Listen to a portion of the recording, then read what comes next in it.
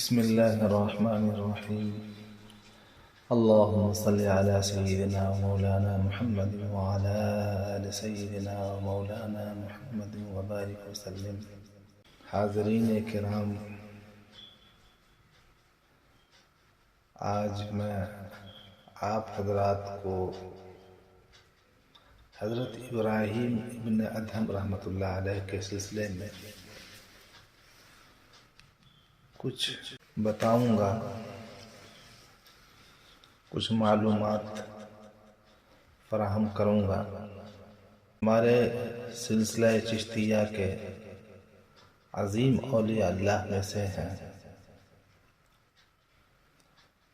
حضرت فضیل ابن عیاض سے منسوب ہیں، ان سے نسبت حاصل ہے، اور ان سے ہوتے ہوئے حسن بصری رحمۃ اللہ علیہ ہوتے ہوئے حضور پاک صلی اللہ علیہ وسلم سے ان کا سلسلہ جاتا ہے۔ حضرت خواجہ ابراہیم ابن ادہم رحمۃ اللہ علیہ، جن کی وفات 162 ہجری میں ہوئی، یعنی دوسری صدی ہجری کی عظیم شخصیتوں میں سے ہوئے، بلخ کے بادشاہ تھے۔ ایک واقعہ سے متاثر ہو کر تارک الدنیا ہو گیا۔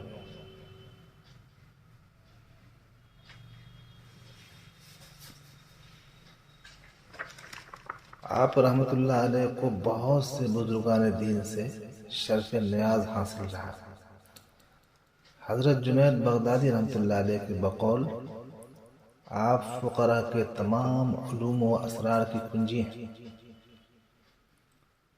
آپ کا مشہور قول ہے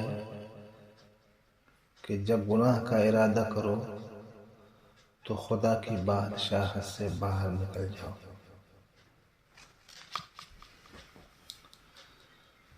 حضرت ابراہیم ابن ادہم رحمۃ اللہ علیہ طریقت میں یکتا، بلکہ ہم اپنے ہم عصروں میں سرداروں کے سردار حضرت خضر علیہ السلام کے بھی مرید تھے۔ آپ کی ملاقات بہت سے مشائخ سے ہوئی تھی۔ آپ نے حضرت ابو حنیفہ رحمۃ اللہ علیہ کی صحبت میں علم حاصل کیا تھا۔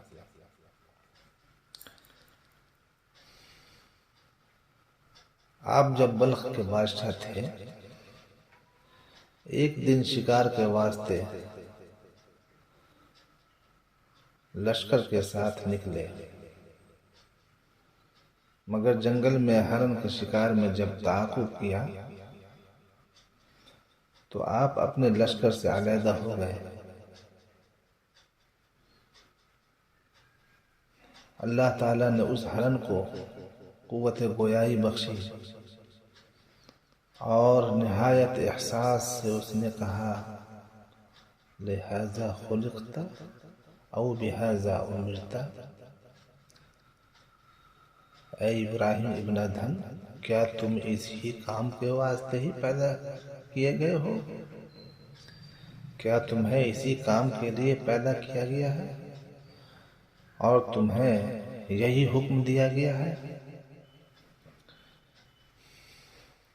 اتنی سی بات سن کر وہ بہت متاثر ہوئے اور اسی وقت بارگاہ الہی میں توبہ کی اور تمام امور سلطنت کو ترک کر کے صرف زہد و پرہیزگاری اختیار کر لی۔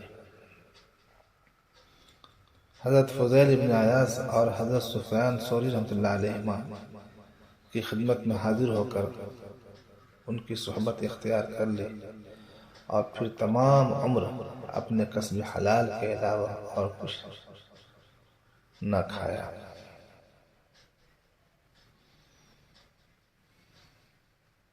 آپ کی بہت سی کرامات مشہور ہیں اور تصوف کے حقائق میں بہت سے رموز آپ نے بیان فرمائے۔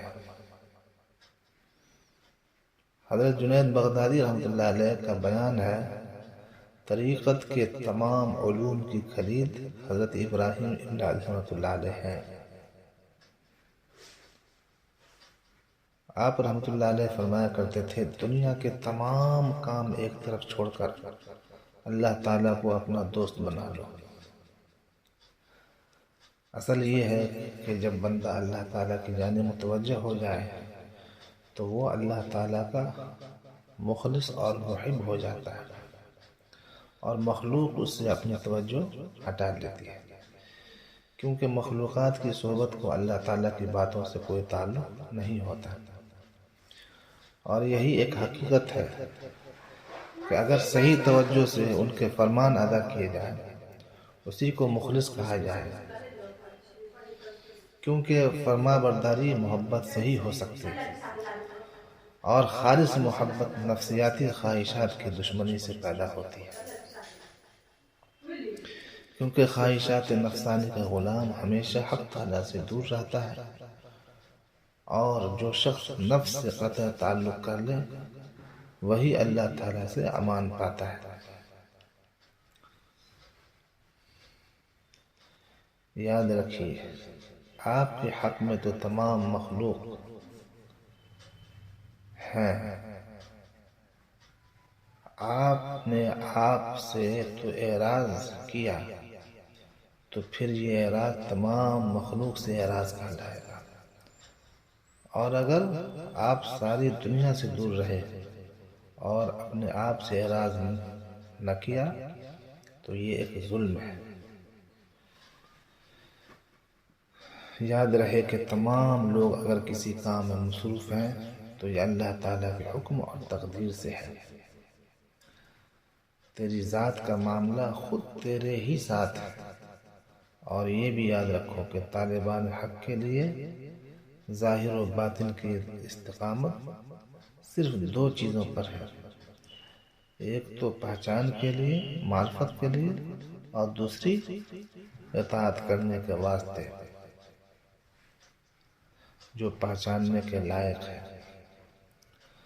جو پہچاننے کے لائق ہے وہ یہ ہے کہ تمام خیر و شر میں اللہ تعالیٰ کی تقدیر کو سمجھے، یعنی تمام عالم میں بغیر مشیت الہی کوئی متحرک ساکن نہیں ہو سکتا، اور نہ ہی کوئی ساکن متحرک ہو سکتا، مگر کام کرنے کے قابل صرف یہ ہے کہ احکام الہی کو بجا لائے اور اپنے اعمال کو صحیح رکھے، حلال و حرام میں تمیز جانے، اس لیے کہ کسی حالت میں اللہ کی تقدیر و فرمان کو ترک کر کے محبت نہیں ہو سکتی۔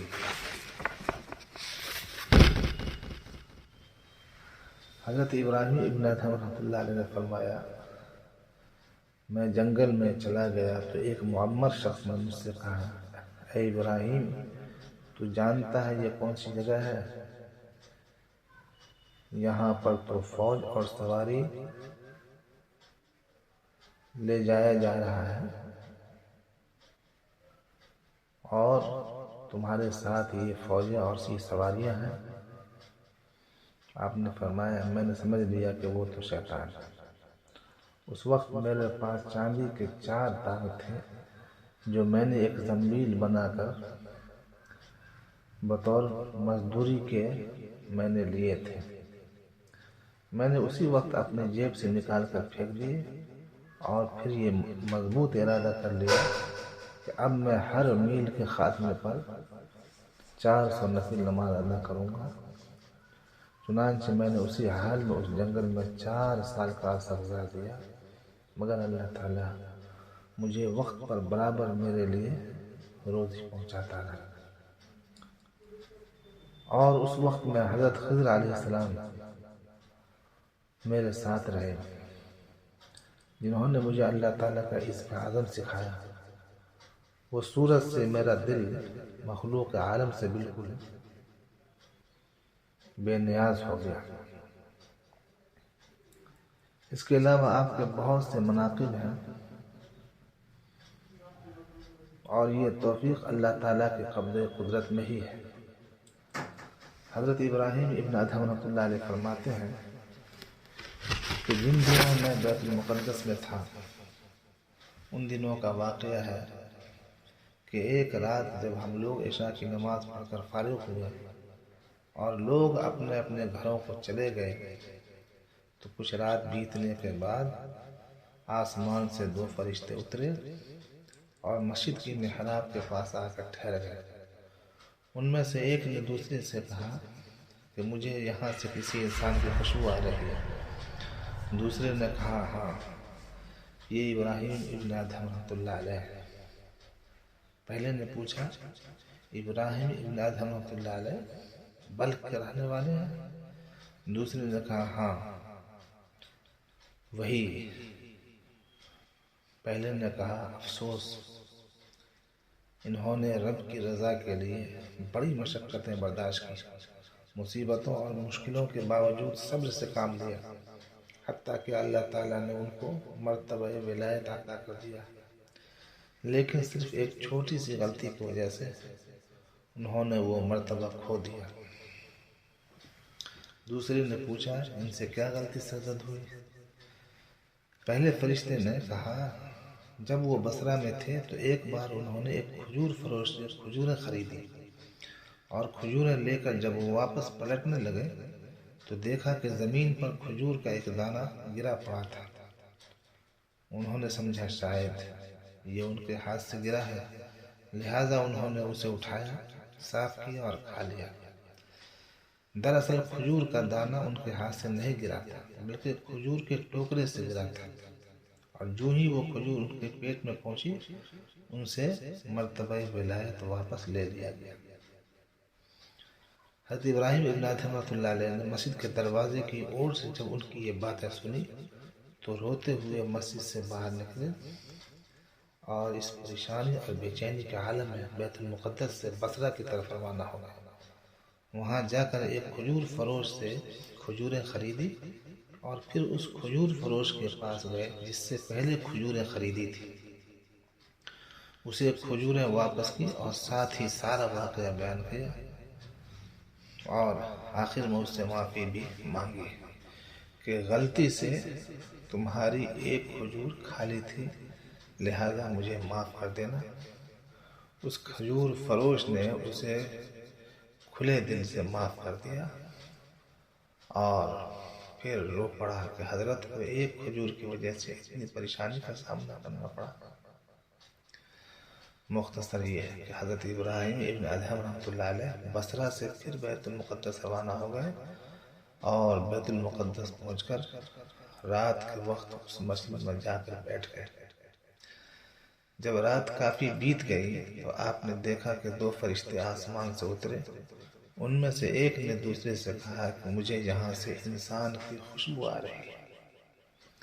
دوسرے فرشتے نے کہا کہ ہاں، یہاں ابراہیم ابن ادھم موجود ہیں جو ولایت کے مرتبہ سے گر گئے تھے، لیکن اب اللہ تعالیٰ نے انہیں اپنے فضل و کرم سے اللہ تبارک و تعالیٰ نے انہیں اپنے فضل و کرم کے صدقے پھر وہی مقام اور مرتبہ عطا فرما دیا۔ سامعین کرام، کبھی سوچا ہے کہ ہم انجانے میں اور جان بوجھ کر لوگوں کا کتنا حق کھا جاتے ہیں اور اس بات کی پرواہ ہی نہیں کرتے کہ روز محشر اس کا حساب دینا پڑے گا۔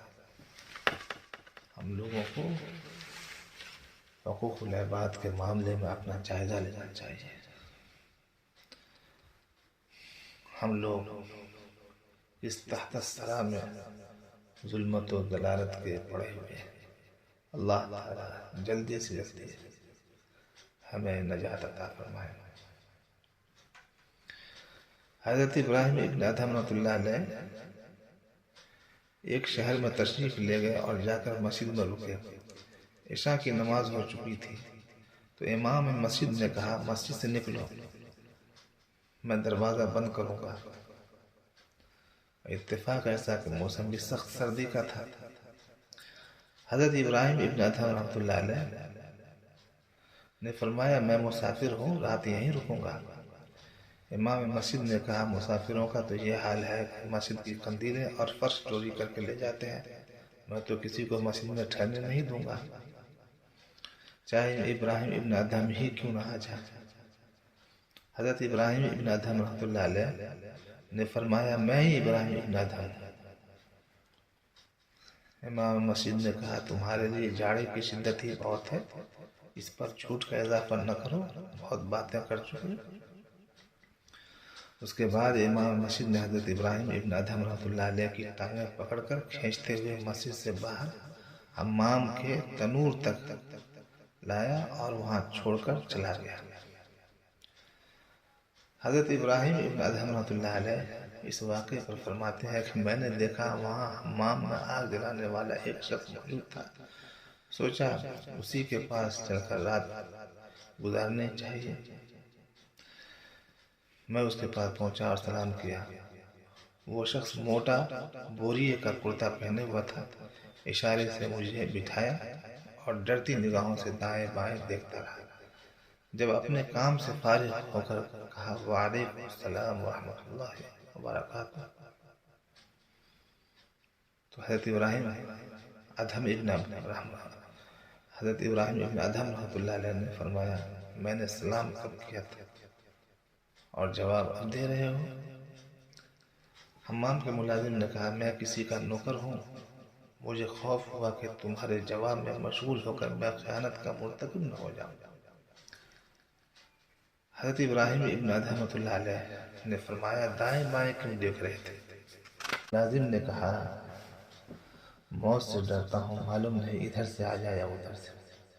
حضرت ابراہیم ابن ادھم رحمۃ اللہ علیہ نے کہا روزانہ کتنی مزدوری کر لیتے ہو؟ ملازم نے کہا 1 درہم اور 1 دانگ کی۔ حضرت ابراہیم ابن ادھم رحمۃ اللہ علیہ نے کہا یہ پیسے کیا کرتے ہو؟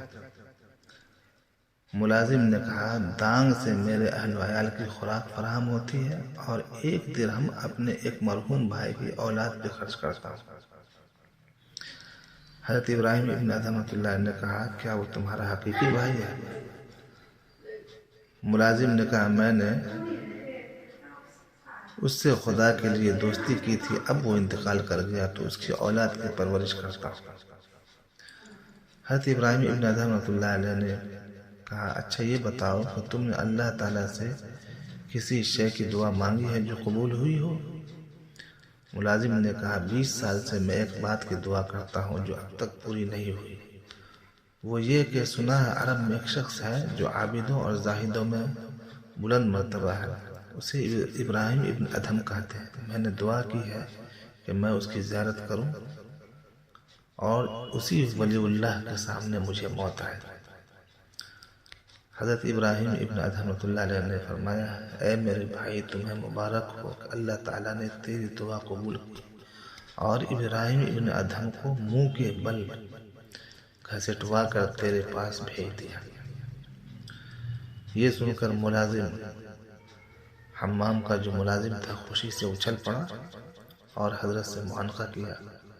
اس وقت اس نے دعا کی یا اللہ تو نے میری تمنا پوری فرمائی، میری دعا کو قبولیت سے نوازا، اب میری روح کو بھی قبض فرما۔ چنانچہ وہ فوراً انتقال کر گیا۔